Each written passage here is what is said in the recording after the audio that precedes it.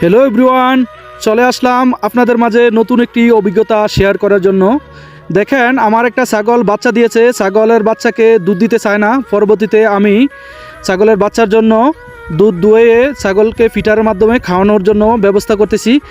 কেননা আমি যেখানে কাজ করি বা চাকরি করি, সেখানে মালিক বলেছে ছাগলের যদি কোনো কিছু হয় আমার স্যালারি থেকে কেটে নেওয়া হবে। তো আসলে সেই পরিস্থিতির শিকার হয়ে এখন ছাগলের জন্য কষ্ট করতে হচ্ছে। ছাগলকে দুধ দুয়ে ফিটারের মাধ্যমে খাওয়ানোর ব্যবস্থা করতেছি, কারণ ছাগলের বাচ্চা ছাগলকে চিনে না।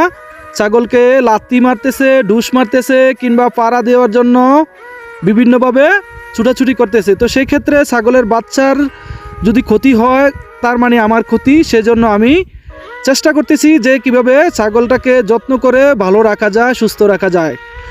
আর বন্ধুরা, আপনারা আমার এই নতুন অভিজ্ঞতাটাকে আমি আপনাদের কাছে শেয়ার করতেছি। তো আপনাদের এরকম যদি কোনো ছাগলের বাচ্চা কিংবা গরুর বাচ্চা দেয়, প্রথম 2-4-5 দিন দেখে রাখবেন যেন বাচ্চাকে ঠিকঠাক মতো দুধ দিচ্ছে কিনা, কিংবা বাচ্চাকে লাথি বা উস্টা মারলে, ডুস মারলে ছাগলের ক্ষতি হবে। সেই ক্ষেত্রে আপনারা একটা কাজ করতে পারেন, ছাগলকে দুধ এভাবে ধুয়ে ছাগলের বাচ্চাকে খাওয়াতে পারেন। তো বন্ধুরা, আমার ভিডিওটা কেমন হলো, আমার অভিজ্ঞতা নেই, আর এই সম্পর্কে যদি আপনাদের কোনো অভিজ্ঞতা থাকে আমাকে জানাবেন। তো আপনাদেরকে ধন্যবাদ।